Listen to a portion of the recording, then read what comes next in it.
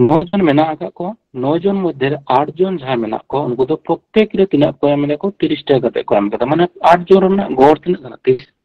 तेरे नवम व्यक्ति जहां मेना गरे उनी तो गड़ खना अतिरिक्त 20 টাকা एम दा ठीक है তাহলে মেলা সকলের মোট খরচ কত তাহলে নিকে বন অল দাঁড়িয়ে যে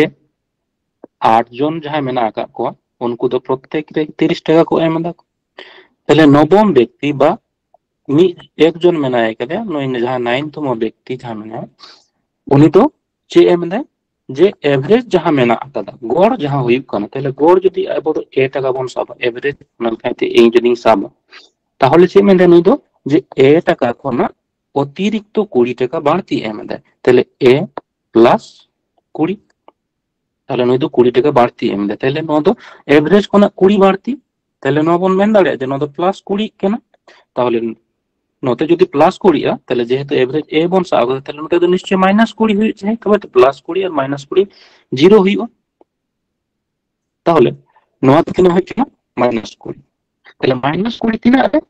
যে 8 জন মধ্যে কেবল নদ মাইনাস হবন তাহলে এভারেজ তিনা মাইনাস হওয়া যদি বন নেলা তাহলে 8 জন ব্যক্তিরে তিনা কমক কানা 20 টাকা যদি কম করে এমা তাহলে 8 জন না গড় তিনা হইবা যদি বন উডুগা তাহলে কাটাকাটি মাবো না 8 জন ব্যক্তির না গড় মানে 4 দুগুণে 8 4 5 20 মানে 5/2 মানে তিনা হয় কেনা আচ্ছা মাইনাস মেনা আগা তাহলে মাইনাস 2.5 5/2 মানে তিনা হয় আড়াই 2.5 টাকা চিকা কানা এভারেজ খনা নোয়া 30 তো চেক কেনা এভারেজ খনা 30 দো হই কানা 2.5 টাকা কমক কান তাহলে 2.5 টাকা এভারেজ খনা 30 দো কম গিয়া তাহলে এভারেজ যাহা মেনা যাহা গড় মেনা আকাদা ওনা তো নিশ্চয় নোয়া খনা 30 খনা চিকাবন ওর তো 30 খনা 2 টাকা মানে আড়াই টাকা বাড়তি গিয়া যেহেতু এভারেজ খনা 2.5 কমক কান তাহলে নোয়া তো এভারেজ খনা 2.5 বেশি এভারেজ দো তাহলে নড়ে খনা তিনা হই না 30 টাকা 30 আর 2 মানে 32 টাকা 50 পয়সা তাহলে এভারেজ তিনা হই না 32 টাকা 50 পয়সা বুঝা জানো সাসা লাইতে বন হ্যাঁ আর যদি বাং বুঝাও কান কান আরো নেক্সট কোশ্চেন মেনা আগা নিম কেনা গনা বন করাও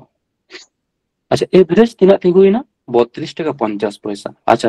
গড় যদি 32 টাকা 50 পয়সা হইবা তাহলে তিনা জনা মেনা আগা কো 9 জন তাহলে মোট খরচ চিকেবন গড় ইনটু তিনা মেনা আগা কো না মিমি হর যদি 32 টাকা 50 পয়সা কো খরচ তাহলে 9 জন তে তিনা কো খরচ আগা তাহলে তিনা হই কেনা 5 নাম 45 9 দুগুণে 18 18 8 4 22 আর 2 আর 3 নাম 27 28 29 তাহলে 292 টাকা 50 পয়সা তাহলে মোট খরচ তিনা হই কেনা 292 টাকা 50 পয়সা বুঝা যায় আমাকে না বাংলা জানা লাইতে বন হ্যাঁ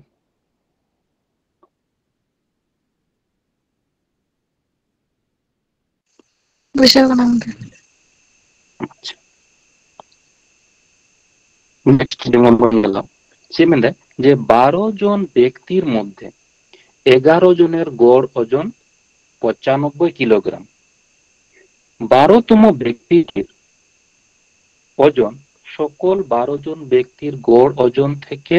33 কিলোগ্রাম বেশি তাহলে 12তম ব্যক্তিটির ওজন কত যে মানে তাহলে তিনা জন মেনা আগা কো 12 জন 12 জন মধ্যে 11 জন রেনা গড় ওজন মেনা আগা 95 কিলোগ্রাম তাহলে 11 জন রেনা গড় ওজন তিনা মেনা আগা 95 কিলোগ্রাম ঠিক है তাহলে 12তম যাহা ব্যক্তি মেনা আগা 12তম ব্যক্তি যাহা মি হড় মেনা আগা উনি রেনা ওজন তো মানে গড় ওজন থেকে 33 কিলোগ্রাম বেশি তাহলে গড় ওজন যদি 1 কিলোগ্রাম বন সাবো তাহলে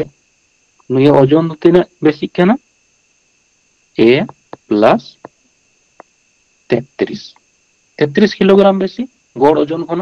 তাহলে গড় ওজন যদি a হই তাকো তাহলে 12তম ব্যক্তি রেনা ওজন যে হই কেনা 33 কিলোগ্রাম বেশি। তাহলে নয়া দो बन ऑल दाड़े আছে एवरेज खना नया दो 33 बेसिक केना। তাহলে नोतेना जहां पार्ट नया दो एवरेज खना नया जेतु 33 बेसी তাহলে नया दो 33 कमो तबे तो प्लस 33 और माइनस 33 जीरो एवरेज रखान दो चिका दबो नोतेना जहां पार्ट को प्लस माइनस जीरो कना। তাহলে নয় যদি প্লাস 33 হয় তাহলে নয় নিশ্চয় মাইনাস 33 হইবা। তাহলে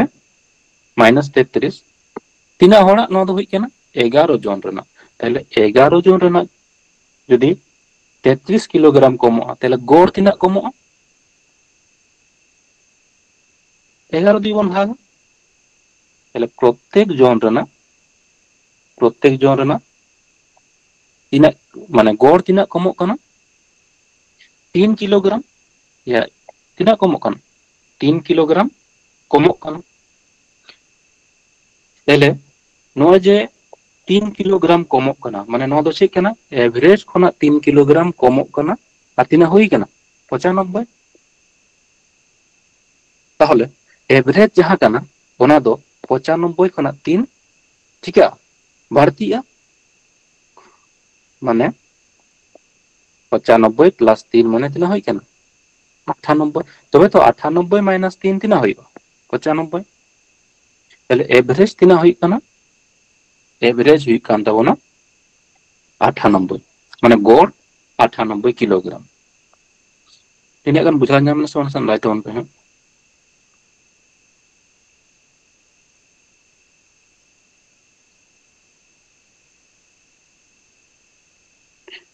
बुझा नाम का सन लाइट ऑन पे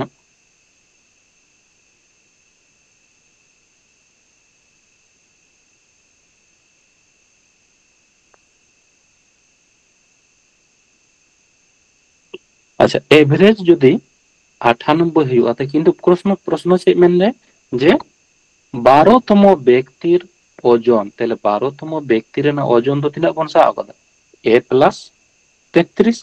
तेले एवरेज तिना होले नोडे 98 तेले 98 प्लस 33 ताहले तिना होई सना 8 3 11 12 आले 13 माने 131 किलोग्राम। ताहले 12तम व्यक्तिर ना जहां ओजन होई सना तिना होई 131 किलोग्राम। बुझा जाना समस्या लाइट ऑन पे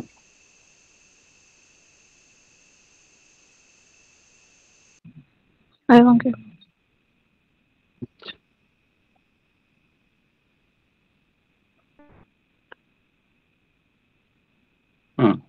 नेक्स्ट प्रश्न में आगदा जे 9 जन मेये एवं 1 जन छेले একটি রেস্টুরেন্টে খাবার খেতে যায়। আদি মানে আদিটা ন কোশ্চেন ধরে এখানে পরীক্ষাটা যে প্রত্যেক মেয়ে খাবারের জন্য 30 টাকা খরচ করে এবং ছেলেটি সকলের গড় থেকে 72,000 টাকা বেশি খরচ করেন। তাহলে ছেলেটির মোট খরচ কত? চিলকাপন করাও তাইলে 8 জন মেয়ে মেনা কাকো 8 জন গার্লস প্রত্যেক কিतना করে को খরচ দেখো গড় মানে হই কেন দেখো 30 টাকা 30 টাকাতে কয় এম দেখো তাহলে ওই তো তিনা এম দা একজন ছেলে তিনা এম দেয় যে এভারেজ খনা মানে গড় যদি এ টাকা বন সাবা তাহলে এ টাকা খনা তিনা বাড়তি এম দেয় 72,000 টাকা বেশি এম দেয়। তাহলে এভারেজ খনা 72,000 টাকা বেশি এম দেয়। তাহলে নলটা হচ্ছে না প্লাস 72,000 টাকা। তাহলে নয় জমা হইবা নয় দো নিশ্চয় মানে এভারেজ করা নয় প্লাস 72 কলা তাহলে এভারেজ করা নয় দো চিকা মাইনাস 72,000 টাকা। আচ্ছা মাইনাস 72,000 টাকা তিনা জন রে গংকে 9 জন হইবা 9 জন। আচ্ছা 9 জন মেয়ে এবং 1 জন ছেলে। আচ্ছা, আমরা তো মেনে রাখো 9 জন। তাহলে 9 জন মানে হয় কেন 9 তে কোন ভাগ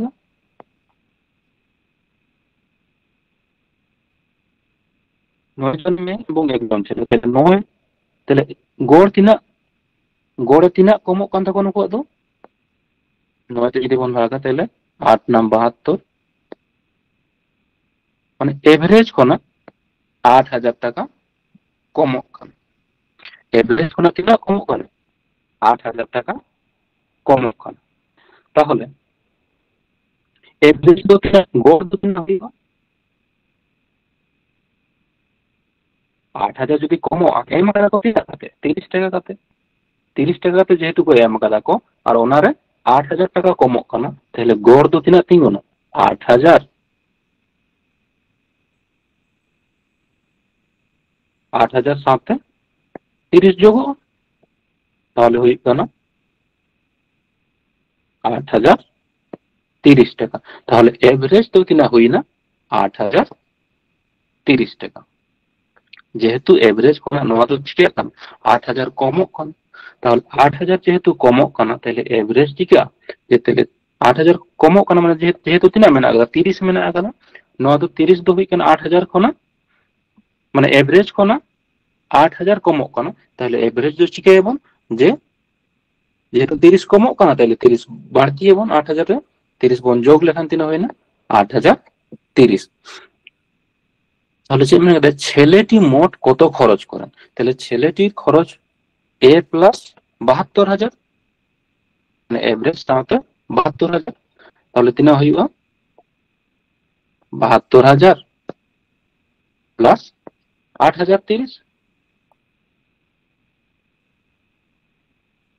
তাহলে টোটাল খরচ হই কানতে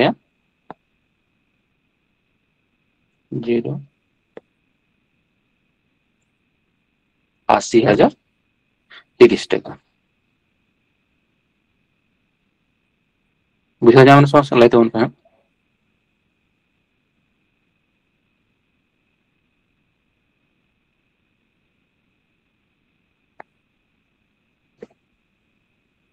বুঝা যাম কানা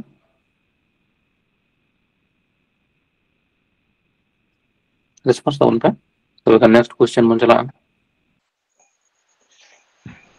হ্যাঁ ওকে। अच्छा,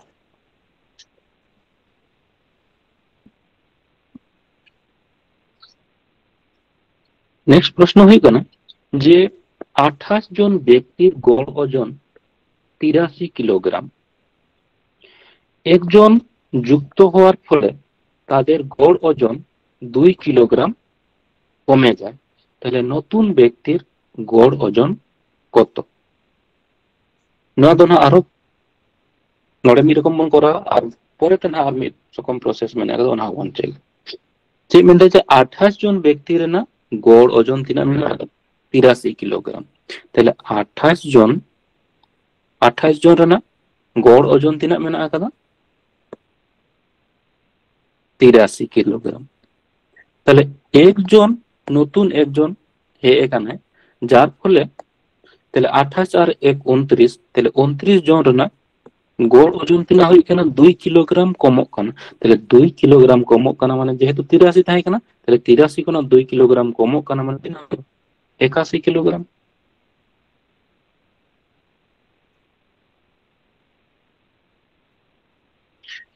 বুঝা যান সমস্যা লাইতে উনবে যে 28 জন রে গড় ওজন তাই কান তাকো 83 কিলোগ্রাম। মি হট যেহেতু নতুন হে এখানে যার ফলে টোটাল যা ওজন হই কানা কো 28 আর 29 জন রে ওজন 2 কিলোগ্রাম গড় ওজন 2 কিলোগ্রাম কমক কানা মানে তাই কানা 83 কোনা 2 কিলোগ্রাম কমক কানা মানে তিনা গড় ওজন 81 হই কানা। আচ্ছা, তাহলে মেনা আগা 81 গড় ওজন হই কানা 81 আর নড়ে তিনা মেনা আগা 83 মানে 81 কোনা তিনা ঢেরক কানা 2 কিলোগ্রাম ঢেরক কানা 2 কিলোগ্রাম ঢেরক কানা তিনা রে তিনা জন মেনা আগা কো 28 জন। তাহলে 28 জন রে তিনা ঢেরোa 2 ইন্টু 28 মানে 28 দুগুণে 56 তাহলে নয় দो যদি প্লাस 56 हुआ তাহলে নয় दो नोतेना तो चिकाबन मी हर के मेना केदा ताहले नोडे ना हुई कना -56 তাহলে নয় যদি প্লাস 56 हुआ তাহলে নয় दो -56 তবে তো প্লাস মাইনাস ক্যান্সেলও কানা তাহলে নয় दो নয় যে -56 দো কখন 81 মানে গোল কানা নয় दो 56 কমো কানা তাহলে যাহাই নতুন হে এখানে উনি ওজন তিনা হইতে যে 81 -56 মানে হই কন্ডে 5 আর 2 মানে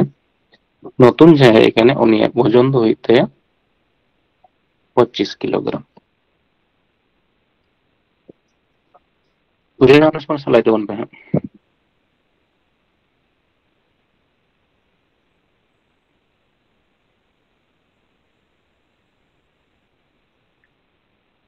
हेलो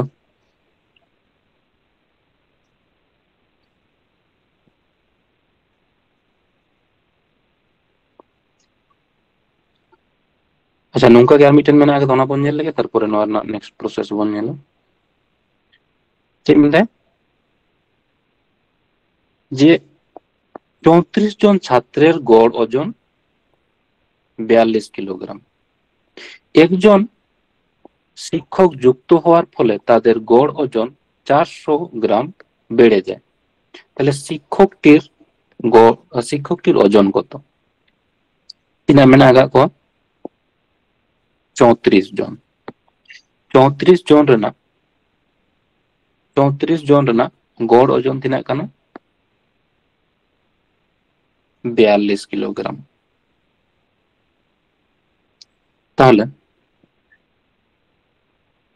আর নি হর যে এখানে না শিক্ষক আসার ফলে যে মেনে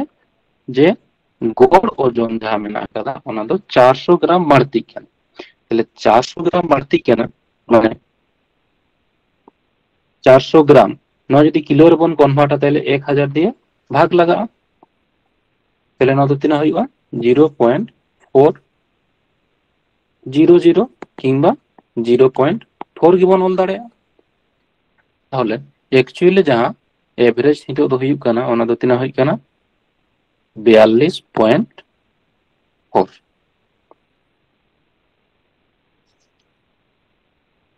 बुझा नाम का समस्या लाई दोन में তাহলে एक्चुअल एवरेज যে মেনরে যে মিটন শিক্ষক আসার ফলে উनको एवरेज 400 গ্রাম বাড়া কানা মানে 400 গ্রাম যেহেতু 42 থাকে না 42 গুনা 400 গুনা 0.4 কিলোগ্রাম তাহলে হই না 42.4 কিলোগ্রাম ঠিক আছে এরপরে যে হচ্ছে কি তাহলে एवरेज हुई काना 42.4 তাহলে 42.4 আর নদ তিনা মেনা কাদা 42 মানে एवरेज কোনা তিনা কমক কানা 0.4 0.4 কমক কানা তিনা রে তিনা জন মেনা কা को 34 জন তাহলে তিনা কমক 0.4 ইনটু 34 তাহলে তিনা হই কানা 4 4 16 4 3 12 और 13 13.6 13.6 কমক কানা তাহলে নিশ্চয় নটা যাহা মেনা আকাদা ওনা দো 13.6 বাড়া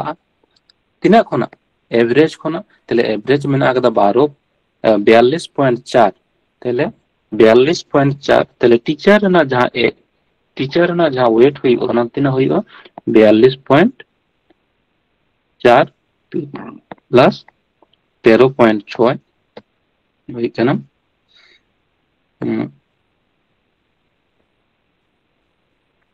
56 किलोग्राम বুঝা যাওয়ার সমস্যা লাইতে বলবে হ্যাঁ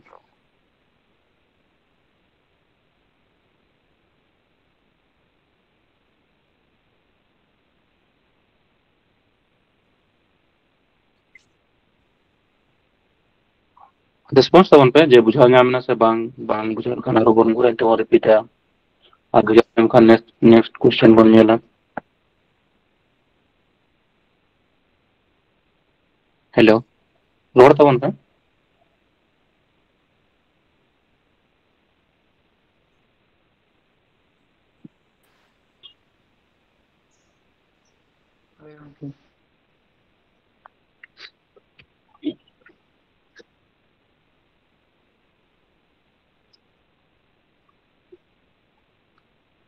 ᱟᱪᱪᱷᱟ, ᱱᱚᱣᱟ ᱜᱮ ᱡᱩᱫᱤ ᱜᱚᱝᱠᱮ ᱮᱴᱟᱜ ᱨᱚᱠᱚᱢ ᱯᱨᱚᱥᱮᱥ ᱵᱮᱱ ᱮᱢᱟ ᱠᱟᱜ. ᱟᱪᱪᱷᱟ ᱢᱮᱱᱟᱜ ᱟᱠᱟᱫᱟ, ᱚᱱᱟ ᱦᱚᱸᱵᱚᱱ ᱧᱮᱞᱟ. ᱡᱮᱢᱚᱱ ᱪᱮᱫ ᱢᱮᱱᱟ 34 ᱡᱚᱱᱟ ᱢᱮᱱᱟᱜ ᱟᱠᱟᱫ ᱠᱚᱣᱟ. 34 ᱡᱚᱱ ᱢᱮᱱᱟᱜ ᱟᱠᱟᱫ ᱠᱚᱣᱟ. ᱩᱱᱠᱩᱣᱟᱜ ᱜᱚᱲ ᱳᱡᱚᱱ ᱦᱩᱭᱩᱜ ᱠᱟᱱᱟ 42 ᱠᱤᱞᱳᱜᱨᱟᱢ. ᱴᱷᱤक ᱜᱮᱭᱟ. ᱡᱮ 34 ᱡᱚᱱᱟ ᱢᱮᱱᱟᱜ ᱟᱠᱟᱫ ᱠᱚᱣᱟ ᱟᱨ ᱩᱱᱠᱩᱣᱟᱜ ᱜᱚᱲ ᱳᱡᱚᱱ ᱢᱮᱱᱟᱜ ᱟᱠᱟᱫᱟ ᱛᱤᱱᱟᱹᱜ 42 ᱠᱤᱞᱳᱜᱨᱟᱢ. ᱛᱟᱦᱚᱞᱮ 34 ᱡᱚᱱ ᱨᱮᱱᱟᱜ ᱜᱚᱲ ᱳᱡᱚᱱ, ᱟᱪᱪᱷᱟ 34 ᱡᱚᱱ ᱵᱟᱝ ᱠᱟᱛᱮ ᱡᱩᱫᱤ ᱵᱚᱱ ᱧᱮᱞᱟ ᱵᱟᱨ ᱦᱚᱲ ᱢᱮᱱᱟᱜ ᱠᱤᱱᱟ, ᱵᱟᱨ ᱦᱚᱲ ᱨᱮᱱᱟᱜ ᱜᱚᱲ ᱳᱡᱚᱱ ᱥᱟᱵ ᱢᱮ 50 ᱠᱤᱞᱳᱜᱨᱟᱢ ᱠᱟᱱᱟ. ᱵᱟᱨ ᱦᱚᱲ ᱢᱮᱱᱟᱜ ᱠᱤᱱᱟ, ᱵᱟᱨ ᱦᱚᱲ ᱨᱮᱱᱟᱜ ᱜᱚᱲ ᱳᱡᱚᱱ ᱦᱩᱭᱩᱜ ᱠᱟᱱᱟ 50 ᱠᱤᱞᱳ. ᱛᱟᱦᱞᱮ ᱟᱨ ᱢᱤᱫ ᱦᱚᱲ ᱡᱩᱫᱤ 50 ᱠᱤᱞᱳᱜᱨᱟᱢ ᱨᱮᱱ ᱜᱮ ᱦᱤᱡᱩᱜ ᱟᱭ, 50 ᱠᱤᱞᱳᱜᱨᱟᱢ ᱨᱮᱱ ᱜᱮ ᱦᱤᱡᱩᱜ ᱟᱭ, তাহলে গড় ওজন রᱮᱱᱟᱜ কোনো মানে পরিবর্তন হইউ আছে বাং? গড় ওজন রᱮᱱᱟᱜ কোনো পরিবর্তন হইউ কি? যে বার হড় কিন তাহে কেনা উনকিনা গড় ওজন মেনা আকাদা 50 কিলোগ্রাম. তাহলে 50 কিলোগ্রাম রেন গᱮ যদি আর মি হড় হিজুआ তাহলে নুকুয়া গড় ওজন রᱮᱱᱟᱜ কোনো চেঞ্জ হইউ আছে বাং নাসেনা লাইতে বন বে. গড় ওজন বাড়া'a কমো'a সে কি তাহেনা?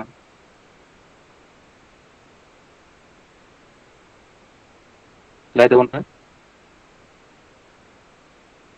ᱡᱟᱦᱟᱸᱭ ᱜᱮ ᱡᱟᱦᱟᱱᱟᱜ ᱢᱚᱱᱮ ᱨᱮ ᱦᱤᱡᱩᱜ ᱠᱟᱱᱟ, ᱵᱟᱲᱦᱟᱜ ᱠᱷᱟᱱ ᱵᱟᱲᱦᱟᱜᱼᱟ, ᱠᱚᱢ ᱠᱷᱟᱱ ᱠᱚᱢᱚᱜᱼᱟ, ᱤᱭᱟ ᱥᱚᱢᱟᱱ ᱠᱷᱟᱱ ᱥᱚᱢᱟᱱ ᱜᱮ ᱛᱟᱦᱮᱱᱟ, ᱤᱱᱠᱟᱹ ᱜᱮ ᱞᱟᱹᱭ ᱛᱟᱵᱚᱱ ᱯᱮ. समान गे थाने. ᱥᱚᱢᱟᱱ ᱜᱮ ᱛᱟᱦᱮᱱᱟ, কোনো চেঞ্জ ᱵᱟᱝ ᱦᱩᱭᱩᱜᱼᱟ. ᱴᱷᱤᱠ ᱜᱮᱭᱟ. ᱡᱮ ᱡᱚᱫᱤ ᱡᱟᱦᱟᱸ ᱛᱤᱱᱟᱹᱜ ওজন ᱨᱮ ᱛᱟᱦᱮᱸ ᱠᱟᱱᱟ, মানে যেহেতু ᱡᱟᱦᱟᱸ ᱛᱤᱱᱟᱹᱜ কিলোগ্রাম ইয়া যদি বার হড় কিন তাহে কেনা, বার হড় না গড় ওজন হই কানা 50 কিলোগ্রাম. তাহলে যদি বন মেন বার হড় না মোট ওজন তিনা হই কানা, তাহলে 50 ইনটু 2 মানে 100 কিলোগ্রাম. আর ওরে আরো 50 কিলোগ্রাম রেন যদি হিজুগ কানা তাহলে হই কানা কো 150 কিলোগ্রাম. তাহলে 150 কিলোগ্রাম রেনা গড় ওজন তিনা হই ডিভাইড বাই 3 পে হড় কো হই না, তাহলে 3 দিবন ভাগ, তাহলে নিত তিনা হই কানা 50 হই কানা. তাহলে যদি উনা কিলোগ্রাম রেন হিজুগ আয় তাহলে কিংবা তাহলে চিকে কানা যে কোনো চেঞ্জ বাং হইউ কানা. কিন্তু চেঞ্জ হইয়া তখন গে যদি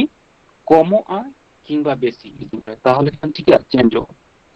তাহলে তিনা মেনা আকাদ কো, তিনা ওজন তাহে কান তাকো গড় তাহে কান তাকো 42 কিলোগ্রাম. গড় হই কানা 42 কিলোগ্রাম. আচ্ছা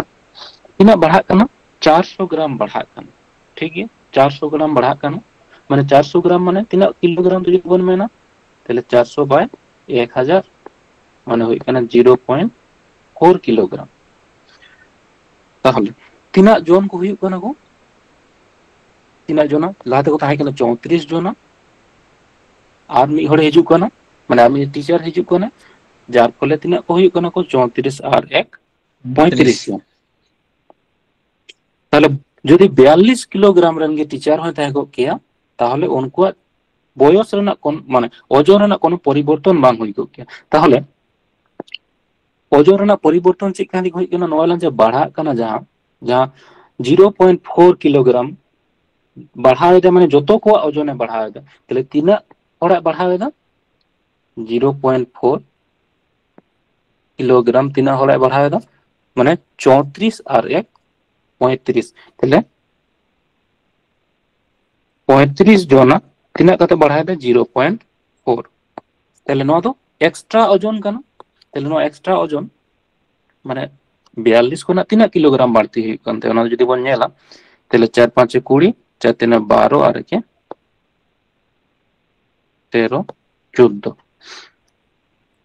তাহলে তিনা বাড়াগ কানা, বাড়তি তিনা হই কানা নোড়ে খনা 14 কিলোগ্রাম.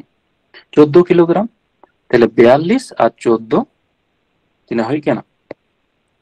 56 কিলোগ্রাম. তাহলে যাহা টিচার হই কানা উনিয়া গড় মানে উনিয়া ওজন দো হই কানা 56 কিলোগ্রাম. बुझा जाम ना से लाइते बन पे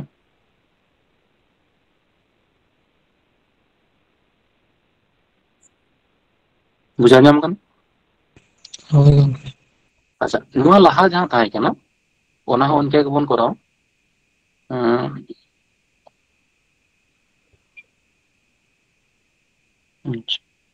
नोए तीना जन को थाहे केना को 28 जन व्यक्ति रेना गौड़ ओजन थाहे केना तीना 83 किलोग्राम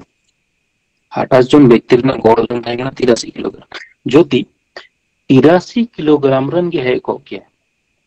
তাহলে 83 কিলোগ্রাম ᱨᱮᱱ ᱡᱩᱫᱤ ᱦᱮᱡ ᱠᱚᱜ ᱠᱮᱭᱟ ᱛᱟᱦᱞᱮ ᱠᱷᱟᱱ ᱫᱚ ওজন ᱨᱮᱱᱟᱜ কোনো পরিবর্তন বাং ᱦᱩᱭ ᱠᱚᱜ ᱠᱮᱭᱟ কিন্তু সে মেনদে যে 12 কিলোগ্রাম কাতে চিকাও কাতে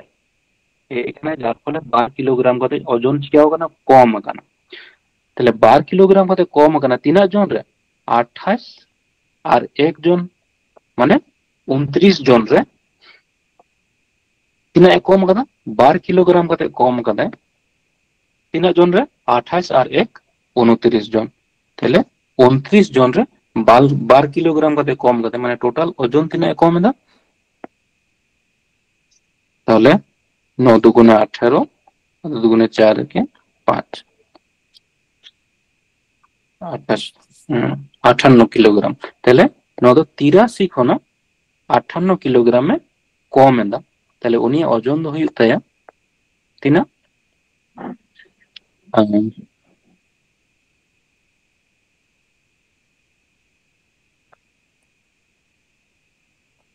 25 কিলোগ্রাম বুঝা যাবে না সমান লাইতে মন पे যদি 83 কিলোগ্রাম গে গো কে তাহলে খান দো কোনো পরিবর্তন বাং হই তাহলে তিনা গানে কম দা তাহলে ওনা দো जहां गौड़ में बन कम ताहले जेहेतु 28 जन को थाई केना 28 प्लस 1 माने 29 जन रेना ताहले तीना ओजन कम दे 58 किलोग्राम ताहले निश्चय उनी दो जहां गौड़ ओजन को 58 किलोग्राम कम मेनाय कादे ताहले उनी एक्चुअल ओजन दो हुयुग कना 25 किलोग्राम बुझा नाम कना हाय गंके अच्छा चेक देना लो 18 জন ছাত্রের গড় বয়স 27 বছর একজন ছাত্র চলে যাওয়ায় তাদের গড় বয়স হয় 28 বছর তাহলে চলে যাওয়া ছাত্রটির বয়স কত তাহলে চিলকে বন করাও তাহলে 18 জন রেনা গড় বয়স মেনা আকাদা 27 বছর তাহলে একজন ছাত্র চলে যাওয়ায় তাদের গড় বয়স 28 বছর তাহলে 17 জন রেনা গড় বয়স তিনা হই কেন 28 বছর আর 17 আর 1 18 18 জন যখন কথা না কেন পুরো তো গড় বয়স নাই কেন তা কতি না 27 বছর তাহলে 17 আর 1 18 যখন কথা কেন তখন তো থাই কেন তা গড় বয়স 27 বছর আচ্ছা তাহলে যাহা চালাও কানে মি হর উনিয়া মেন্দে বয়স তিনা হই কানে তাহলে 27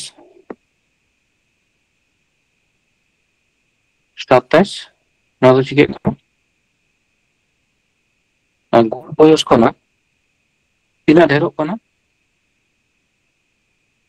18 জন না গড় বয়স তাহলে গড় বয়স 27 কোন 28 মানে তিনা ঢেরো কনা এক ঢেরো কনা তিনা রে 17 জন তাহলে এক ঢেরো কনা তিনা 17 তাহলে 9 দুই কানা তিনা প্লাস 17 তাহলে 9 যদি প্লাস 17 হইবা তাহলে 9 দো চিকা মাইনাস 17 তাহলে যাহা চালাও কানে উনি ছাত্রটির না ওর বয়স তো তিনা হইবা গড় বয়স কোন 17 কম মানে 27 মাইনাস 17 সমান 10 বছর তাহলে যাহা চালাও কানে উনি ছাত্রটির না বয়স হইবা 17 বছর যে মেনে কথা है যে 18 জন না তাহলে 17 আর 1 18 জন না গড় বয়স তিনা হই কান 27 বছর তাহলে মিড হড়ে চালাও কানা তার ফলে তিনা को हुई ना 17 জন তাহলে 17 জন না গড় বয়স हुई কানা 28 বছর তাহলে चे मेन केदा जहां चलाओ कना उनी ना बयस तिना ताहले बन चिका केदा जे 27 कोना 28 तिना ढेरो कना एक ढेरो कना तिना रे 17 जन रे ताहले टोटल ढेरो कना 17 बछर ताहले नते तो चिका माइनस 17 तबे तो प्लस 17 और माइनस 17 समान 0 होइबो जेहेतु गड़ लेखान दो जहां प्लस माइनस सनम बे चिका होइबो 0 होई छे ताहले न तो जेहेतु माइनस 17 माने ओका कना जे गड़ बयस कना 17 कम माने 27 माइनस 17 समान 10 बछर बुझा नाम कना समस्या लैते उन पे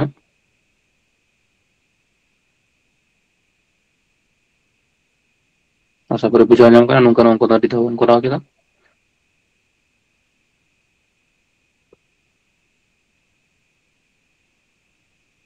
ठीक है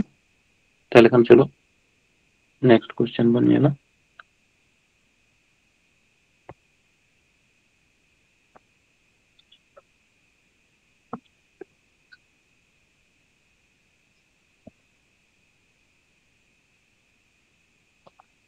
नेक्स्ट जेमन बन गेल ना चे मिले नोड़े तो नंके मेना आकदा जे ए बी सी एर गड़ ओजन 71 किलोग्राम ए एवं बी एर गड़ ओजन 66 किलोग्राम बी और सी एर गड़ ओजन 76.5 किलोग्राम ताहले बी एर ओजन कत निकान क्वेश्चन যদি তাহলে তাহলে সেটা বন পড়াবো যে মানে ए बी और सी রেনা গড় ওজন মেনা আকাদা 71 किलोग्राम अच्छा ए और बी রেনা গড় ওজন তিনা মেনা ए और बी রেনা গড় ওজন মেনা আকাদা 66 किलोग्राम और बी और सी রেনা গড় ওজন মেনা আকাদা 76.5 किलोग्राम তাহলে যে মানে যে বি রেনা ওজন তিনা নয় ডিটেইলস বন নেলা ডিটেইলস যদি বন নেলা যদিও ডিটেইলস তো আমন করা তো বড় এক দরকার যে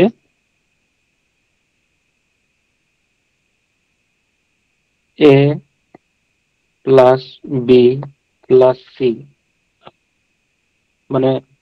ए बी सी রেনা গড় ওজন যেহেতু 71 কিলোগ্রাম মেনা তাহলে যদি বন মেনা যে মোট ওজন তিনা হইও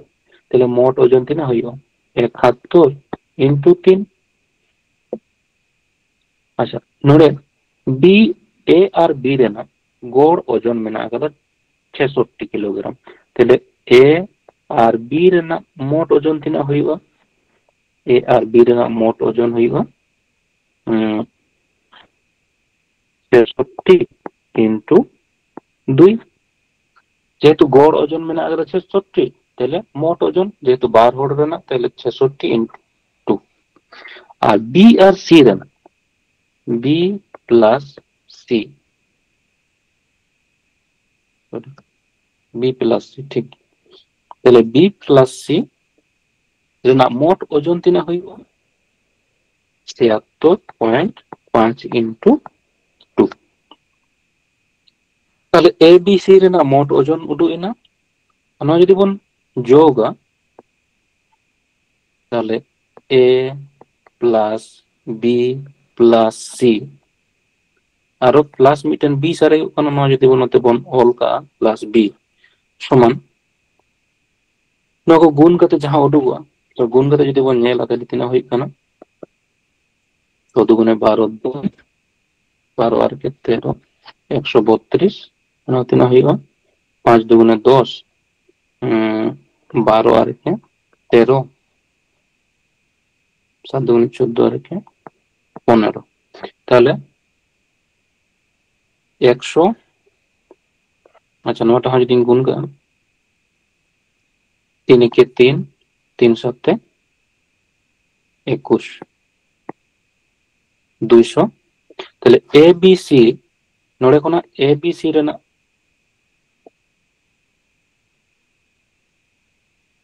তাহলে ए प्लस बी प्लस सी नो को যদি যোগা ए प्लस बी प्लस सी नवा को जुदी बन जोगा ताहले kan tina हुई kana नवा दो ए बी सी रेना मोट मेना अकदा ए plus B plus C Raina मोट हुई kana 213 ठीक गया अना जुदी बन नेला ए प्लस बी रेना गौड़ जेहेतु 66 मेना ताहले मोट हुई kana 132 बी और सी रेना गौड़ जेहेतु मेना अकदा 76.5 ताहले मोट हुई kana tina 153 ताहले जुदी बन जोगा ताहले A plus B plus C रेना मान tina हुई kana नोडे खन ए प्लस बी प्लस सी रेना मान हुई kana 216 और ना पूराटा जुदी बन जोगा ताहले tina हुई kana 2 और 3 हुई kana 5 5 और 3 8 283 और ए प्लस बी प्लस सी ना मान tina मेना अकदा 200 नौ तो tina हुई kana 213 ताहले 213 प्लस बी समान हुई kana tina 285 ताहले नोडे खना बी रेना मान उडुगो tina 285 माइनस 213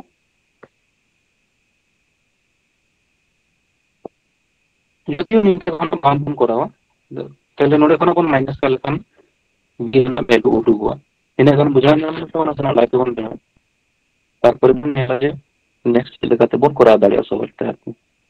इने खन बुझा नाम डिटेल्स चे लेका जे ए बी सी रेना गौड़ मेना ताहले ए बी सी ना यदि मोटिंग उडुगो ताहले तीन जी बन ए और बी रेना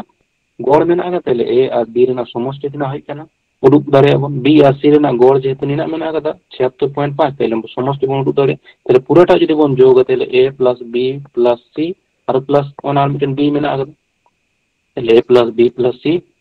प्लस बी समान नोडे खना नो मोट उडुइना ताहले A plus B plus C रेना मान मेना कदा 213 ताहले नोडे खना जदि बन माइनस का 213 ताहले बी रेना वैल्यू उडुगो इना kan बुझा नाम ना सोना सना लाइक बन पे ना तो डिटेल्स हुई ना बुझा नाम kana सोना सना लाइक बन पे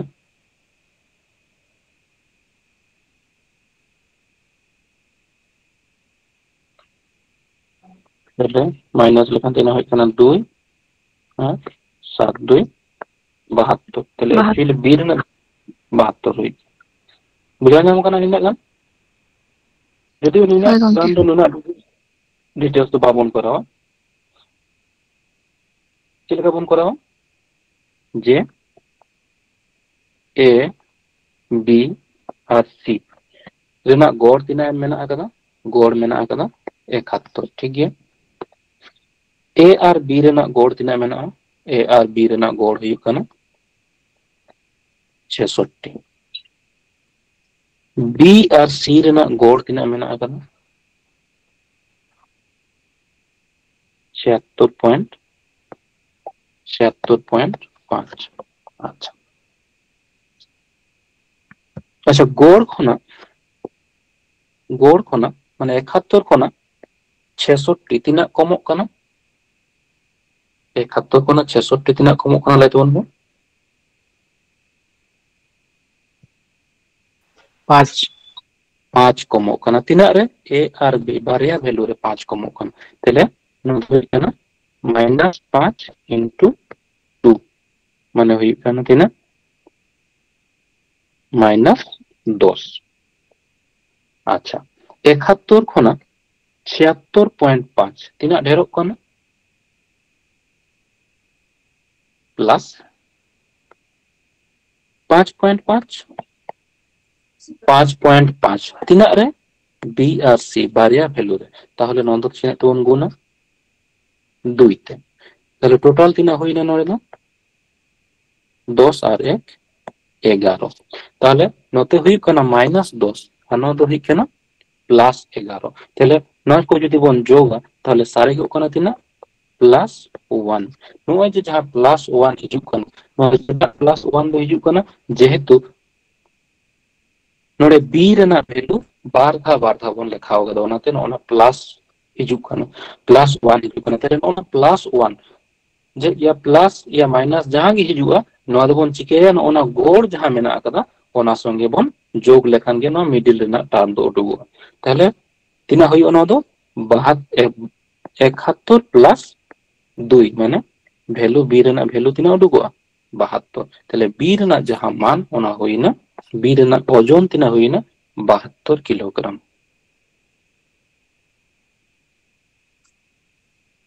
বুঝা যাবে না সোনা সান লাইতে বন পে गंके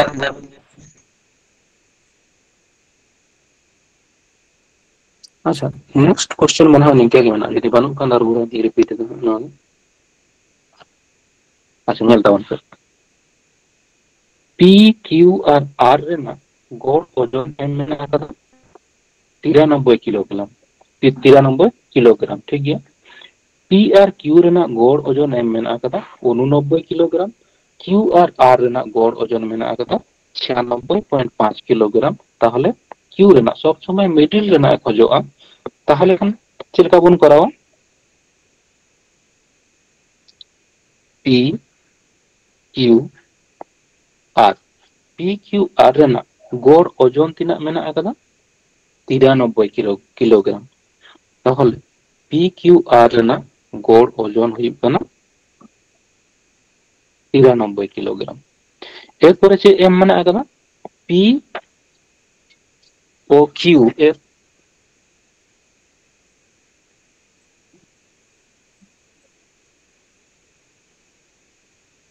हेलो আমি তো ক্লাসে আছি পরে করব। हेलो আজম নামো কোনা हेलो আজম নামো কোনা সমস্যা লাইতে বলবে। आंजो अच्छा पी ओ क्यू एर गड़ ओजन 89 किलोग्राम। তাহলে পি আর কিউ রেনা গড় ওজন তিনা মেনা কাদা 89 किलोग्राम। আর যে মেনা কাদা কিউ আর আর তাহলে কিউ আর আর রেনা গড় ওজন তিনা মেনা কাদা 96.5 किलोग्राम। এরপরে বন जाला যে গড় ওজন খনা তাহলে 93 খনা 89 তিনা কমক কানা তিনা কমক কানা माइनस गंके 93 तक 93 जो नोएलन जे एम मेना का पी क्यू आर रेना गड़ ओजन एम मेना का माने 93 किलोग्राम। তাহলে 93 খনা 89 মানে তিনা কমক কানা 90 মানে 4 কমক কানা তাই তো 4 কমক কানা তিনা ভ্যালু রে पी आर क्यू बारिया भ्যালু রে তাহলে 4 দুগুণে তাহলে -8 নড়ে তো -8 কমক কানা। अच्छा नोड़े যদি বন जाला 93 খনা 96.5 তাহলে তিনা বেশি কেন নড়ে বন जाला তিনা বেশি কেন 3.5 3.5 তিনা রে 3.5 তিনা রে বারিয়া রে তাহলে হই কেন বারিয়া ভ্যালু 3.5 মানে +7 তাহলে নতে হই কেন +7 আর নড়ে হই কেন -8 তাহলে প্লাস এই -8 আর +7 যোগ লেখনো মত তিনা সারি গো -1 তাহলে -1 তাহলে নো যা কিউ কিউ ওনা গড় কোনা চিকেবন বন মাইনাস মেনা আগা তাহলে নো দবন মাইনাস লেখান তিনা হইবা 93 -1 মানে 92 তাহলে কিউ রেনা ভ্যালু তো তিনা হই কানা 92 किलोग्राम। बुझा जान सोना लाइतो उन पे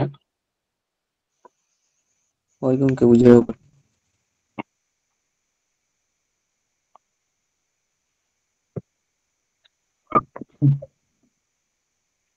চিমিলে 40টি সংখ্যার গড় 35 প্রথম 25টি সংখ্যার গড় 30 এবং শেষ 16টি সংখ্যার গড় 42 হলে 25তম সংখ্যাটি কত। আচ্ছা 25 আর 16 মানে তিনা হই কেন 41 তাহলে 41টি সংখ্যা মেনা কথা কি 41টা কথা তিনা মেনা কথা 40টা সংখ্যা মেনা যে মিলে যে প্রথম 25টি সংখ্যার গড় 30 আর শেষ 16টি সংখ্যার গড় 42 মানে মিডটেন সংখ্যাকে বার ধাव को साब कर তাহলে 40টি সংখ্যার না গড় তিনা মেনা কত 35 মেনা 25টি মানে প্রথম 25টি সংখ্যার না গড় 30 আর শেষ 16টি তাহলে 25 আর 16 एक्चुअली তিনা হই 25 আর 16 41 কিন্তু 41টি সংখ্যা মেনা কত কি বানু মেনা কত তিনা 40টি তাহলে এক খনা শুরু করতে তিনা ধাবি মানে 25তম সংখ্যা দাবি মানে নতে তিনা মেনা কত সংখ্যা 25টা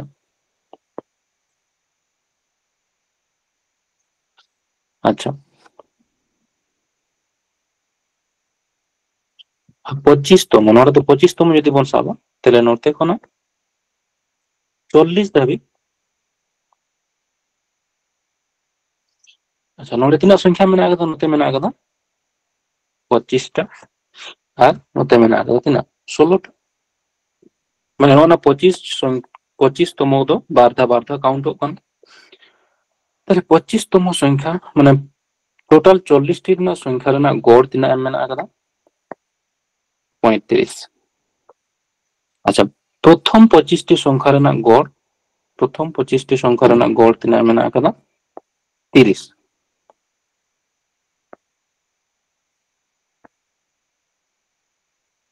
গড় হই কানা 30 আর শেষ 16টি সংখ্যার না গড় হই কানা তিনা শেষ 16টি সংখ্যার না গড় হই কানা 42 আচ্ছা 35 খনা 30 35 খনা 30 তিনা কমক কানা 5 কমক কানা তিনা সংখ্যার 5 কমক কানা তিনা সংখ্যার টোটাল তিনা সংখ্যা মেনা কত 25টা তাহলে 5 ইনটু তিনা হইবা 25 5 25 হই কানা 125 মানে মাইনাস 125 আচ্ছা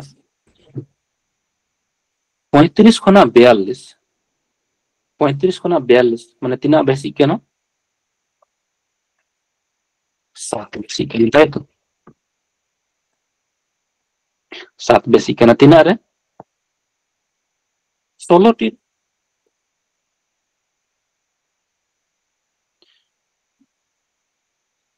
তাহলে তিনা হই আনতে তো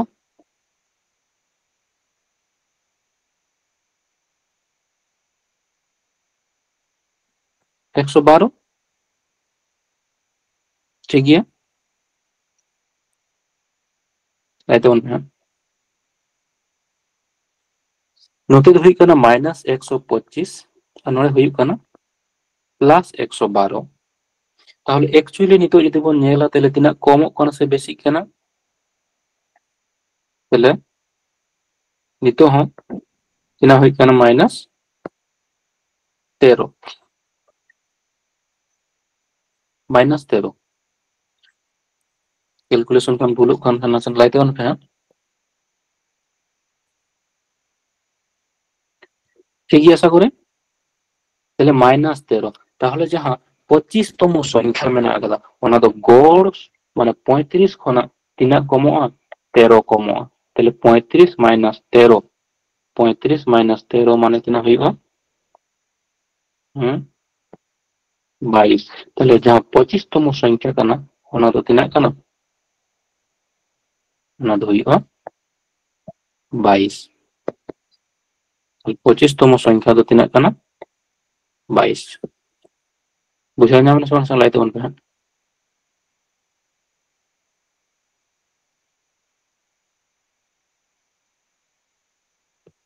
हेलो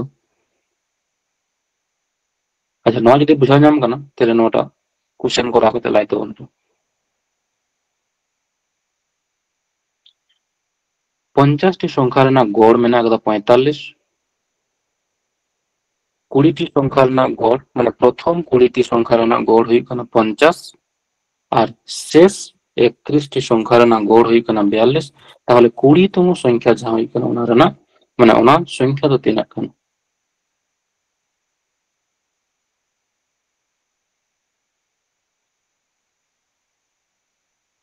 ওরা কোথায় লাইতে বলবে যেহেতু 20 আর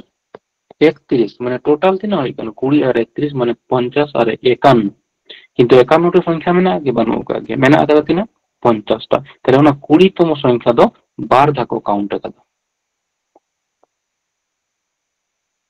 एक खोना ना 20 तम जहाँ संख्या हुई कना মানে নথে हुई कना tina সংখ্যা 20 টা আর নড়ে खोना 50 দাবি না ধরি কেনা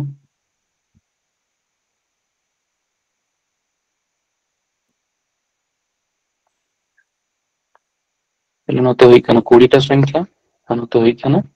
31 টা সংখ্যা তাহলে টোটাল 50 টা সংখ্যা রেনা গড় এম মেনা kada tina 45 প্রথম 20টি সংখ্যার না গড় প্রথম 20টি সংখ্যার না গড় মেনা kada 50 আর শেষ 31টি সংখ্যার না গড় এম মেনা kada 42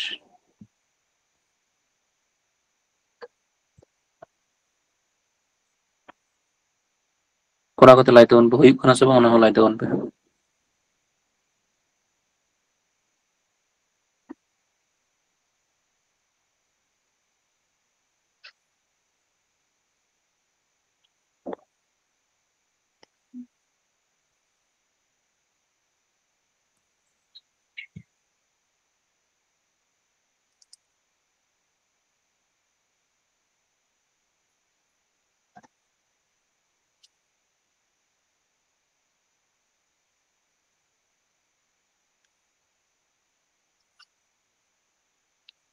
जहां हुई रन खान लाइते उन पे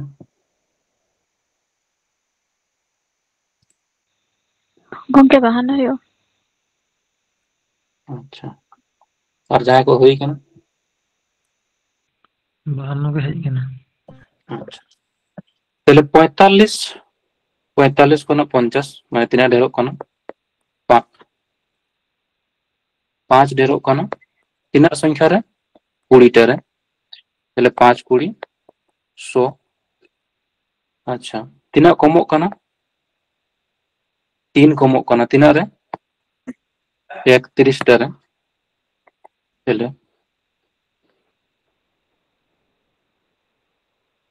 ठीक है तो 93 माइनस 93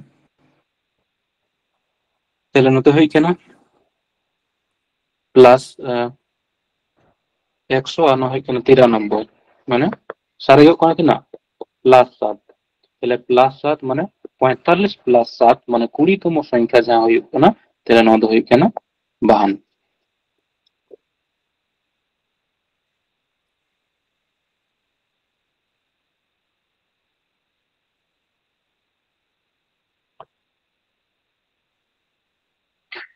अच्छा जेहेतु जो तो बन बुझ नाम केना ताहले शॉर्ट काटे आरो चिलका बन करा दाड़े जेमन 13 टी संख्या रेना गड़ मेना कदा 13 टी संख्या ना गड़ मेना कदा तीना 66 प्रथम 7 टी संख्या रेना गड़ तीना मेना कदा प्रथम 7 टी संख्या रेना गड़ 67 माने तीना ढेरो कना सॉरी तीना ढेरो कना एक ढेरो कना तीना रे 7 टी रे माने 7 1 के 7 माने प्लस 7 ठीक गया और शेष 7 टी माने तीना मेना कदा 69 माने 66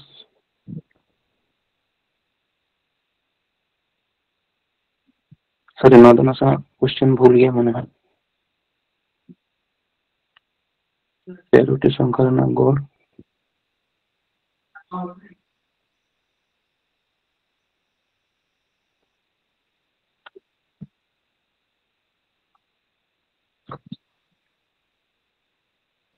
बना तो बांग ढेरो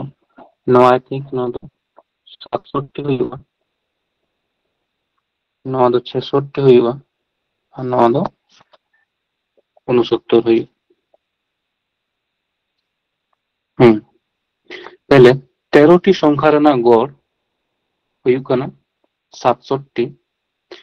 प्रथम 7टी संख्या रना गड़ हुई कना 66 और शेष 7टी संख्या रना गड़ हुई कना 69 তাহলে বলছি যে 67 কোনা 66 67 কোনা 66 মানে তিনা কমক কানা 67 কোনা 66 মানে তিনা কমক কানা 1 কমক কানা তিনা রে 7 টি রে মানে 7 1 के 7 কমক কানা আর নয় যদি বন নেলা তাহলে 67 কোনা তিনা বাড়তি কেনা 67 68 69 দুই বাড়তি কেনা তিনা রে দুই বাড়তি কেনা তিনা রে 7 রে তাহলে 7 দুগুণে 14 বাড়তি কেনা তাহলে 14 বাড়তি কেনা আর 7 কমক কানা তাহলে নিতে হতে না বাড়তি 14 আর 7 মানে প্লাস 7 তাহলে যাহাই সপ্তম যাহা ছাত্র মানে এখানে সপ্তম জনের প্রাপ্ত নম্বর দিনা হইবা তাহলে 67 কোনা আরো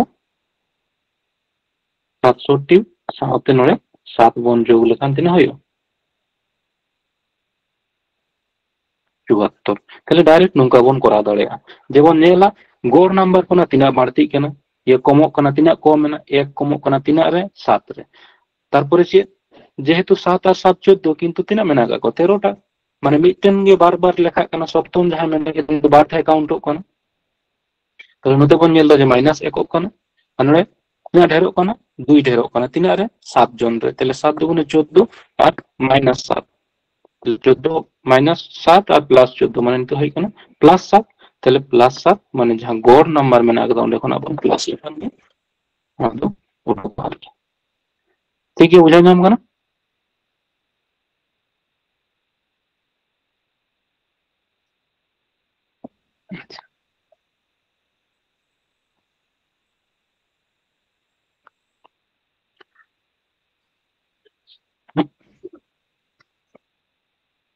नेक्स्ट बोल नेला नोदो चेक लेखा मेना आगदा जे ए बी एर गड़ बी ओ सी एर गड़ ए ओ सी एर गड़ निंका जुदी तहना जेमन ए आर मेना आगदा साका में ए आर बी रेना गड़ गड़ जदी साबा तेले ए आर बी रेना गड़ जदी x টাকা বন সাবা তাহলে a আর b রেনা সমষ্টি তিনা হইবা a আর b রেনা গড় যদি x টাকা হইবা তাহলে সমষ্টি তিনা হইবা সমষ্টি মানে যা তিনা মেনা আগদ না তো বন গুণ হবো বারিয়া মেনা আগদ যেহেতু a আর b মানে 2x x into 2 যদি বন जाला b আর c b আর c রেনা সমষ্টি তিনা হইবা যদি b আর c রেনা গড় সাব মে y টাকা মেনা আগদ তাহলে b আর c রেনা সমষ্টি মানে b প্লাস c সমান তিনা হইবা y into 2 আর চে মেনা আগদ নদন হা মানে প্রসেস চে লাগা হই কানা নদ বান কানা যে x y रो कार हम बाबन साबो जदी से मेंदे a আর c রেনা গড় যদি তাহেনা সামনে c a আর c রেনা গড় মেনা আগদা z টাকা তাহলে a আর c রেনা সমষ্টি তিনা হইবা তাহলে z into 2 এরপরে যদি কোন নেলা যে a নট পুরোটা যদি কোন যোগ তাহলে তিনা হই কেন a R a 2a b R b Mena 2b c R c 2c মানে বল দাঁড়িয়ে যে 2a plus 2b plus 2c বা দুই তো কমন চলা তাহলে a plus b plus c তাহলে নতে তিনা হই কেন 2x 2y 2z তাহলে ন হই কেন 2x 2y আর 2z তাহলে ন যেহেতু বন যোগ দেব তাহলে ন যোগা তাহলে 2x plus 2y plus 2z তাহলে 2 into x plus y plus z হইব আচ্ছা তাহলে নয় যদি বন নেলা নতে 2 মেনা আগলা নতে 2 মেনা আগলা 2 2 कैंसिल होकन তাহলে a plus b plus c তাহলে a plus b plus c चे उडु है ना जे ओनर ना जहां गोड़ थाहे कान तको a plus a और b रे ना जहां गोड़ थाहे काना b और c रे ना जहां गोड़ थाहे काना और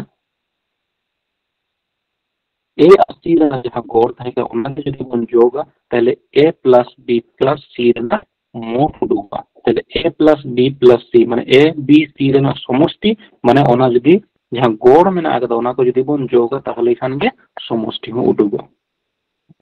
বুঝা ᱧᱟᱢ ᱮᱱᱟ ᱥᱮ ᱵᱟᱝ ᱱᱟᱥᱮᱱᱟᱜ ᱞᱟᱹᱭ ᱛᱟᱵᱚᱱ ᱯᱮ ᱦᱟᱸᱜ।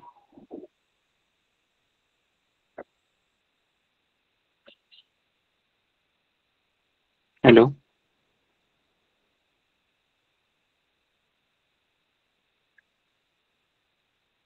লাইতে বন পে নিনা গান বুঝা নাম না সমান যে এ বি আর সি রেনাᱜ যদি সমষ্টি বন উডুগা তাহলে যাহা এ আর বি রেনাᱜ যাহা গড় তাহে কানা এ আর বি রেনাᱜ গড় যদি x টাকা তাহে কানা তাহলে সমষ্টি তিনা হইনা 2x তাহলে এ আর বি রেনাᱜ নড়ে চে ñelok কানা এ আর বি রেনাᱜ যাহা গড় বি আর সি রেনাᱜ যাহা গড় আর এ আর সি রেনাᱜ যাহা গড় মেনা আকাদা ওনা কো যদি গিবন যোগা তাহলে পুরাটা এ বি সি রেনাᱜ সমষ্টি বন উডুগ দাড়েয়া उनका गे नोड़े बन जाला अच्छा बुझागन जे ए बी और सी रे समष्टि माने नोना जहां गड़ को मेना आकादा ए आर बी रेना गड़ बी आर सी रेना गड़ और ए आर सी रेना गड़ ओना गे जदि बम जोगा ताहले ए बी सी रेना समष्टि उडुगो इना कर बुझा मन समस्या लाइक कोन বুঝিয়ে अच्छा তাহলে এ আর বি নয় যে প্রশ্ন মেনা আকাদা এ আর বি রেনা গড় এম মেনা আকাদা বি আর সি রেনা গড় এম মেনা আকাদা আর এ আর সি রেনা গড় এম মেনা আকাদা তাহলে ইᱧ যদি মেনা যে এ প্লাস বি প্লাস সি এ প্লাস বি প্লাস সি মানে এ বি সি রেনা সমষ্টি যদি বন নেলা তাহলে বন চিকায়া যে যাহা গড় এম মেনা আকাদা ওনাগে যদি বন যোগা যেমন তো 3300 3000 আর 2700 টাকা তাহলে 2700 আর নতে হই 3 3 6 আর 3 9000 তাহলে এ বি সি রেনাᱜ সমষ্টি তিনা হইবা এ বি সি রেনাᱜ সমষ্টি ᱦᱩᱭᱩᱜ ᱠᱟᱱ ᱛᱟᱵᱚᱱᱟ 9000 টাকা ᱤᱱᱟᱹ ᱜᱟᱱ ᱵᱩᱡᱷᱟᱹᱣ ᱧᱟᱢ ᱱᱟ ᱥᱚᱱᱟ ᱥᱟᱱᱟ ᱞᱟᱭ ᱛᱟᱵᱚᱱ ᱯᱮ যে ওড়ে খন বন নেল কেদা যে এ বি সি রেনাᱜ সমষ্টি মানে যে যাহা তাহেনা এ আর বি রেনাᱜ গড় বি আর সি রেনাᱜ যাহা গড় আর এ আর সি রেনাᱜ যাহা গড় ওনাগে যদি বন যোগা তাহলে খান দো পুরা এ বি সি রেনাᱜ সমষ্টি উডুগো আচ্ছা নড়ে চেয়ে খোঁজ এখানে যে এর না আয় কত তাহলে এর না আয় কত মানে সে উডুক লাগাবো না বি আর সি রেনা সমষ্টি তিনাক কানা তাহলে বি আর সি রেনা গড় তিনাক মেনা আকাদা বি আর সি রেনা গড় মেনা আকাদা 3000 টাকা তাহলে বি আর সি রেনা গড় যদি 3000 হুইউआ তাহলে সমষ্টি তিনা হুইউआ বি আর সি রেনা মানে ইনটু 2 মানে বি আর সি রেনা সমষ্টি হুইউক কানা 6000 সরি 3000 9000 আচ্ছা তাহলে বি আর সি রেনাᱜ সমষ্টি হুইᱩᱜ ᱠᱟᱱᱟ ᱛᱤᱱᱟᱹᱜ 6000 টাকা তাহলে বি আর সি রেনাᱜ তাহলে এ প্লাস বি প্লাস সি রেনাᱜ তিনাᱹᱜ হুইᱩᱜ ᱠᱟᱱᱟ 6000 তাহলে ᱱᱚᱣᱟ ᱫᱚ হুইᱩᱜ ᱠᱟᱱᱟ ᱛᱤᱱᱟᱹᱜ 9000 তাহলে এ তিনাᱹᱜ হুইᱩᱜᱼᱟ 9000 মাইনাস 6000 তাহলে এ রেনাᱜ আয় তিনাᱹᱜ হুইᱩᱜ ᱠᱟᱱᱟ 3000 3000 বুঝা ᱧᱟᱢ ᱮᱱᱟ ᱥᱮ ᱵᱟᱝ ᱱᱟᱥᱮᱱᱟᱜ ᱞᱟᱹᱭ ᱛᱟᱵᱚᱱ ᱯᱮ ᱦᱟᱸᱜ বুঝাও কানা গᱚᱝᱠᱮ আচ্ছা ᱚᱱᱟ ᱡᱩᱫᱤ বুঝা ᱧᱟᱢ ᱠᱟᱱᱟ তাহলে ᱠᱷᱟᱱ ᱱᱚᱣᱟᱴᱟᱜ ᱠᱚᱨᱟᱣ ᱠᱟᱛᱮ ᱞᱟᱹᱭ ᱛᱟᱵᱚᱱ ᱯᱮ ए আর বি রেনাᱜ গড় বয়স মেনা আকাদা 20 বছর বি আর সি রেনাᱜ গড় বয়স মেনা আকাদা 19 বছর আর এ আর সি রেনাᱜ গড় বয়স মেনা আকাদা 21 বছর তাহলে এ রেনাᱜ বয়স তিনাᱹᱜ হুᱭᱩᱜᱼᱟ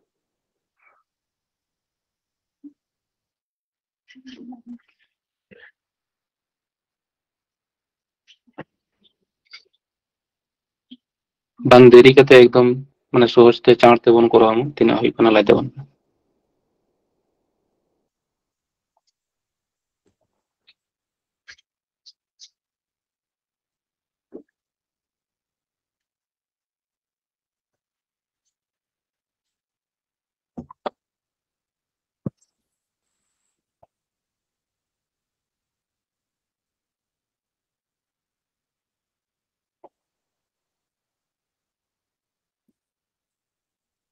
আচ্ছা এ প্লাস মানে এ বি সি রেনাক সমষ্টি তিনাক ᱦᱩᱭᱩᱜ ᱠᱟᱱᱟ এ বি আর সি রেনাক সমষ্টি তিনাক ᱦᱩᱭᱩᱜ ᱠᱟᱱᱟ ᱞᱟᱹᱭ ᱛᱟᱵᱚᱱ ᱯᱮ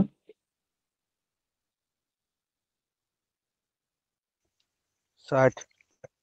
60 চিকায়াবন যে যাহা কো মেনা আকাদা এ বি রেনাক গড় বি সি রেনাক গড় আর এ সি রেনাক যাহা গড় ওনা ডাইরেক্ট বন যোগা তাহলে 19 আর 21 19 20 আর 21 যোগ লেখান তিনাক ᱦᱩᱭᱩᱜ ᱠᱟᱱᱟ 60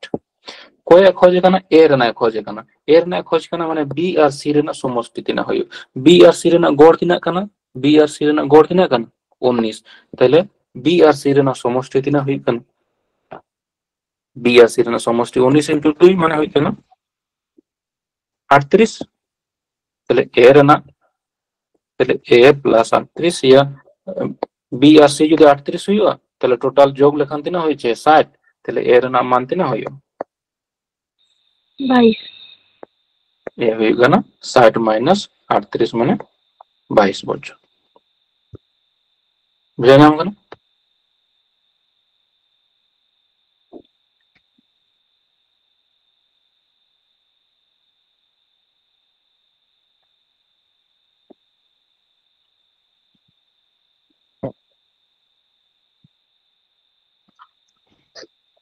कुछ पढ़ा था तो चेक नहीं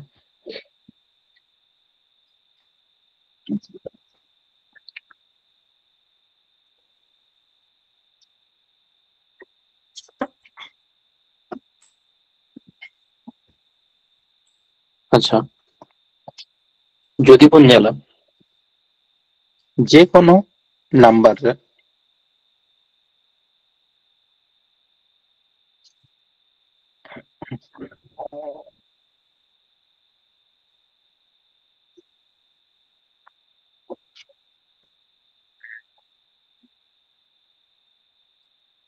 দুই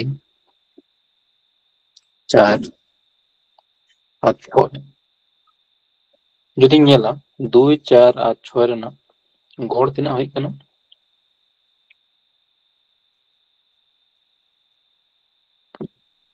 2 4 আর 6 না গড় বন্ধ তিনা হই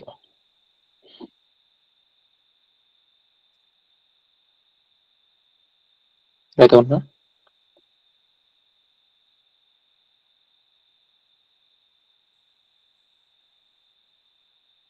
চার ডুবো আসো তাহলে প্রত্যেকটার গে যদি 2 বন যোগ আর 2 যোগ আর 2 যোগ আর 2 যদি যোগ তাহলে খান এরপরে যদি বন নেলা তাহলে গড় না তিনা পরিবর্তন হই কানে তো অংশ এটা নয় হই কানে তিনা 4 6 8 তাহলে নিতে হয় যদি গড় বন নেলা তাহলে তিনা হই কানে 6 তাহলে যখন প্রত্যেকটার একই নাম্বার বন যোগ এটা তাহলে গড় হচ্ছে কেন 2 যোগ কান উনকা যদি প্রত্যেকটার যদি সেম নাম্বার বন বিয়োগ তাহলে গড় রহ ওনা গে হইবা যদি প্রত্যেকটা যদি সেম নাম্বার বন গুণ তাহলে গড় রহ ইনা গে গুণা যদি প্রত্যেকটার উনা দিয়ে বন ভাগ তাহলে গড় হয় ইনা থেকে বন ভাগ লেখা মানে উনা গে ভাগ হইবা আর কি বুঝা যাবে না যে প্রত্যেকটা সংখ্যা রেগে যদি সমান সংখ্যা বন যোগ তাহলে গড় ইনাগে যোগ হইবা প্রত্যেকটার যদি সমান সংখ্যা বন বিয়োগ তাহলে গড় ইনাগে বিয়োগ যদি প্রত্যেকটার সমান সংখ্যা বন গুণ তাহলে গড় ইনাগে গুণ যদি প্রত্যেকটার সমান সংখ্যা বন ভাগ তাহলে গড় ইনাগে ভাগ ঠিক है बुझा नाम का इना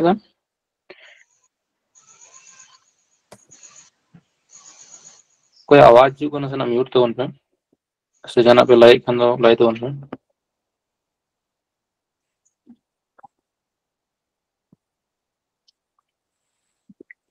আচ্ছা মিললে 5 বছর পূর্বে স্বামী এবং স্ত্রীর গড় বয়স 23 বছর বর্তমানে স্বামী স্ত্রী এবং তাদের এক কন্যার গড় বয়স 20 বছর হলে কন্যাটির বয়স কত? তাহলে 5 বছর পূর্বে যদি 23 বছর তাহে কান থাকি না,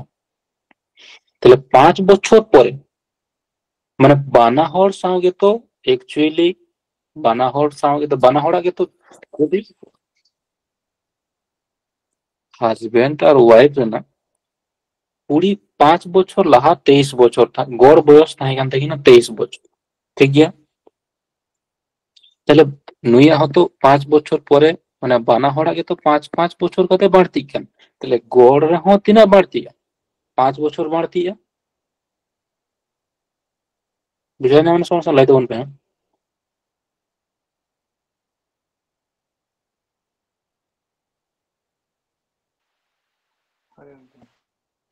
মানে যেহেতু বানাহর সঙ্গে মানে হাজবেন্ড আর ওয়াইফ রে না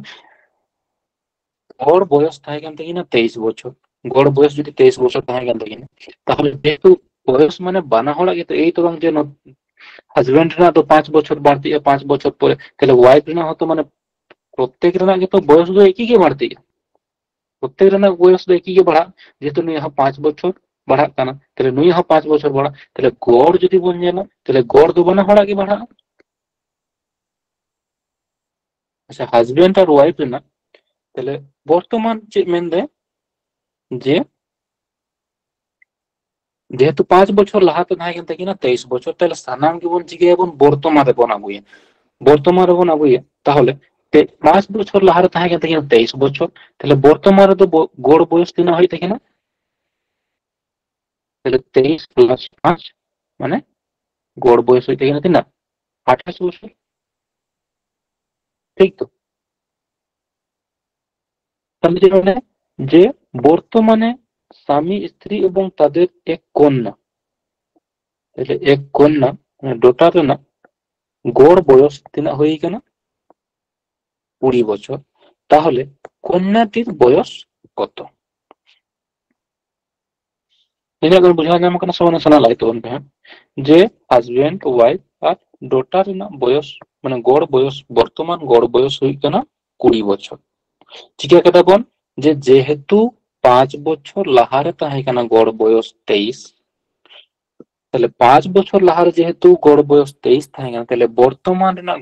বর্তমানে গড় বয়স তিনা হইব যেহেতু প্রত্যেকটা সঙ্গে 5 যোগ না, তাহলে গড় রেহ 5 যোগ, তাহলে যেহেতু 23 থাকে না তাহলে 23 আর 5 গড় বয়স বর্তমান না গড় বয়স হইকান থাকি না 28। আচ্ছা তাহলে 20 খনা 28 20 খনা 28 তিনা বেশি কেন?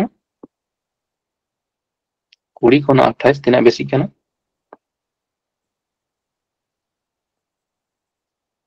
8 বেশি কেন? 20 খনা 28 মানে তিনা বেশি কেন? 8 বেশি কেন? তাহলে হাজবেন্ড আর ওয়াইফ তিনা তিনা মেনা কিনা 12 হড়, তাহলে 28 8 বেশি কেনা তিনা রে 2 রে, তাহলে 8 দুগুণে তিনা বেশি 8 দুগুণে 16 বেশি কেন? তাহলে যেহেতু নতে 16 বেশি কেন, তাহলে ডোটারা বয়স মানে কন্যার না বয়স রে তো 16 চিকে এবং মাইনাস হবেন, তাহলে 20 যেহেতু গড় বয়স 20 তাহলে 20 মাইনাস 16, তাহলে 20 মাইনাস 16 তিনা হইবা, তাহলে ডোটার না বয়স তিনা হইবা 20 মাইনাস 16 4 বছর, তাহলে কন্যার না বয়স তিনা হই না 4 বছর। বুঝা যাবে আশা করি নিকেনা দাদি তখন করা হোক তখন নিকেনা প্রসেস 5 दबान जुआ 5 যোগ 20 सला एनन रे नते जुआ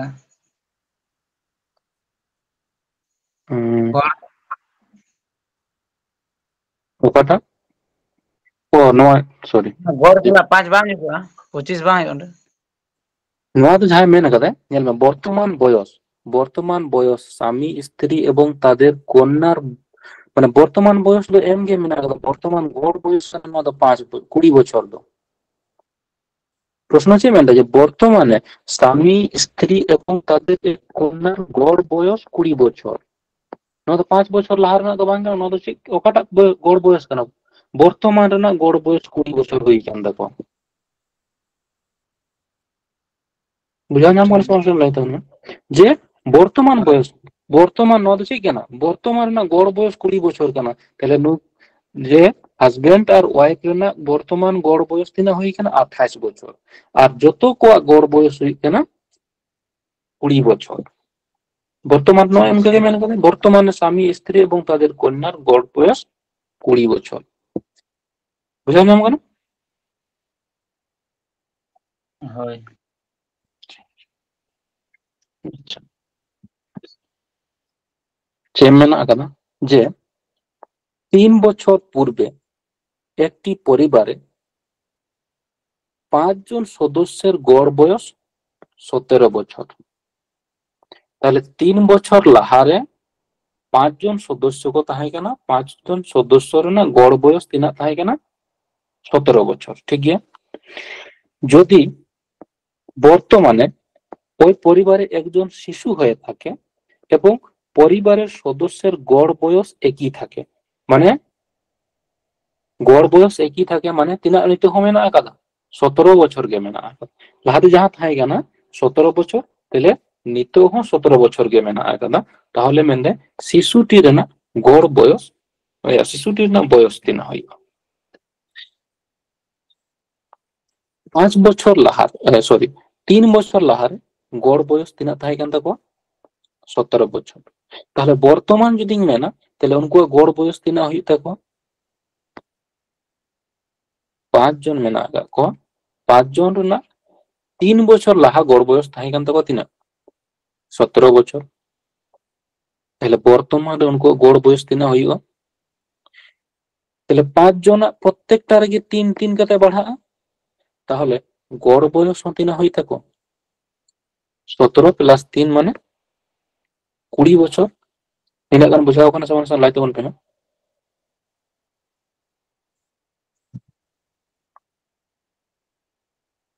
তিনাᱜ গান বুঝাও কানা তো যে যেহেতু 3 বছর লাহারে উনকুয়াᱜ গড় বয়স তাহে কান তাকোয়া 17 বছর, তাহলে বর্তমান রে উনকুয়াᱜ গড় বয়স তিনাᱜ ᱦᱩᱭᱩᱜ তাকোয়া যে 3 বছর, যেহেতু প্রত্যেকটা রেগে যদি 3 3 কাতে যোগᱚᱜ কানা তাহলে গড় রেহᱚ তাহলে 17 তাহে কানা। তাহলে 17 রেহᱚ 3 বন যোগা মানে গড় বয়স ᱦᱩᱭᱱᱟ তিনাᱜ 20 বছর। তাহলে যাহাই চে মেনদে যে ওনা মধ্যে রে মিটেন শিশু হুই কানে, তাহলে उन ᱨᱮᱦᱚᱸ ᱪᱮᱫ ᱢᱮᱱᱫᱟᱭ ᱡᱮ ᱜᱚᱲ ᱵᱚᱭᱚᱥ ᱫᱚ ᱮᱠᱤ ᱜᱮ ᱢᱮᱱᱟᱜ ᱟᱠᱟᱫ ᱛᱟᱠᱚᱣᱟ, ᱢᱟᱱᱮ ᱜᱚᱲ ᱵᱚᱭᱚᱥ ᱛᱤᱱᱟᱹᱜ ᱢᱮᱱᱟᱜ ᱟᱠᱟᱫ ᱛᱟᱠᱚᱣᱟ 17 বছর ᱜᱮ ᱦᱩᱭᱩᱜ ᱠᱟᱱᱟ। ᱴᱷᱤᱠ ᱜᱮᱭᱟ?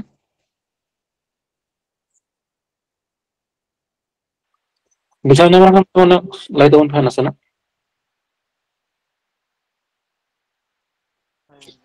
যে 3 বছর লাহারে 17 বছর থাকে কান তাকো গড় বয়স,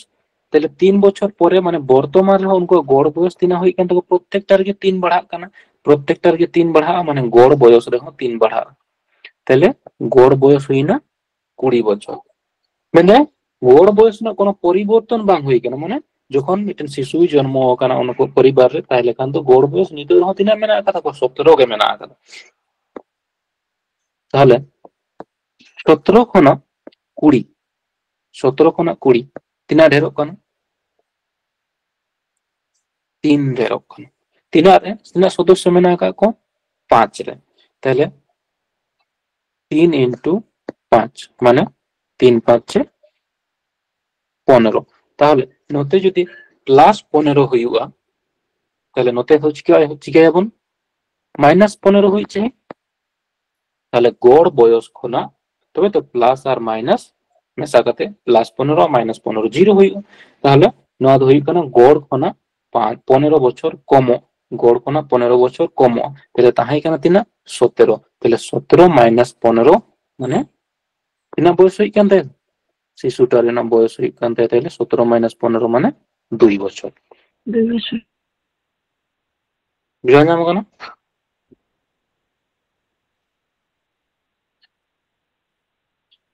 বুঝা যাম কানা? ᱦᱳᱭ ᱜᱚᱝᱠᱮ।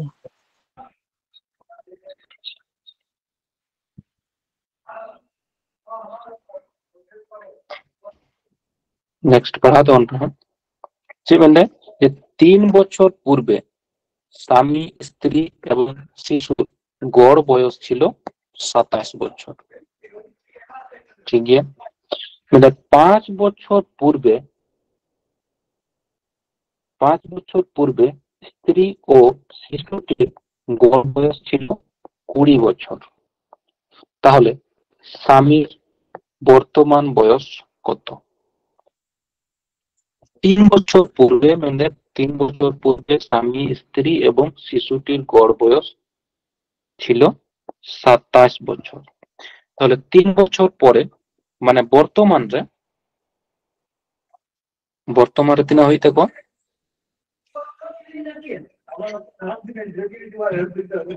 তাহলে হাজবেন্ড ওয়াইফ আর উনি শিশু চাইল্ডরা বর্তমান গড় বয়স যদি বন নেলা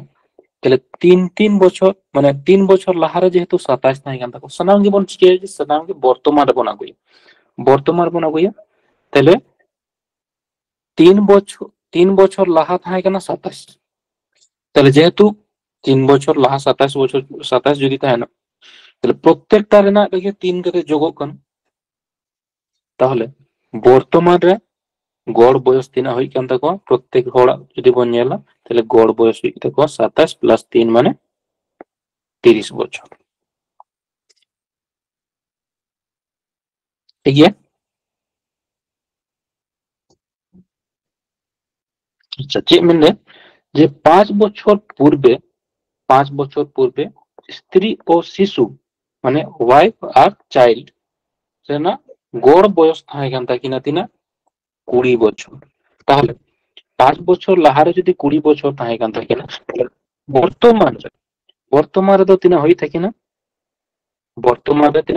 গড় বয়স তিনা হই থাকি না 20 প্লাস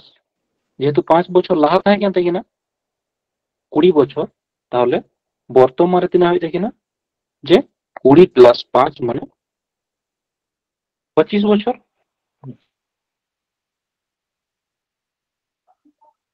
ঠিক আছে,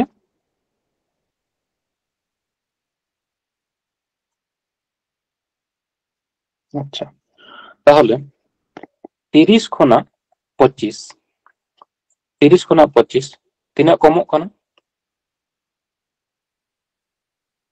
5 কমক কানা 5 কমক কানা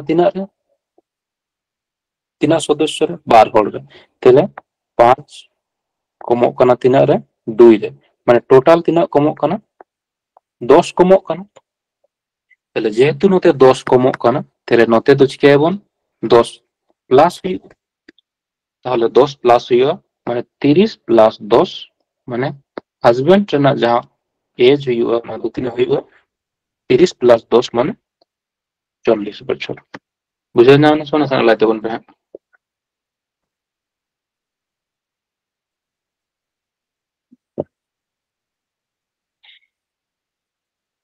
বুঝে নাম কানা আশা করে চিকে কেতে বন সানাম গে বর্তমান রে বন যেল 3 বছর লাহা যদি 27 বছর তাহে কান তাকো তাহলে বর্তমান রে এজ তিনা বর্তমান রে পে হড়া গড় বয়স যেহেতু প্রত্যেক জনা গে 3 বছর কথা বাড়া তাহলে গড় রহ 3 বাড়া তাহলে গড় বয়স হই না বর্তমান রে গড় বয়স হই কেন দেখো 30 আর যে 5 বছর পূর্বে 5 বছর লাহা তাহে কেন থাকি না 3 বছর 20 বছর তাহলে বর্তমান রে অনকিনা বয়স গড় বয়স তিনা হইবা যেহেতু প্রত্যেক বানা হড়া গে 5 বছর কথা বাড়া কেন তাহলে বর্তমান অনকিনা গড় বয়স হই কেন থাকি না 25 বছর। তাহলে তিনা 30 কোনা তিনা ধেরো 30 কোনা তিনা কমক কোন 5 কমক কোন মানে -5 তিনা হড়ে 12 তাহলে -10 हुई ना তাহলে অন্ত যদি -10 হইবা নত হই কেন +10 তাহলে গড় সা যা 30 में आगा তাহলে 30 সা 10 বন যোগা মানে হাজবেন্ড রেনা যাহা স্বামী রেনা যাহা বয়স হই কেন 10 30 প্লাস 10 মানে 40 বছর। বুঝা নাম কোন সবন সঙ্গে লাইতে উন पे हां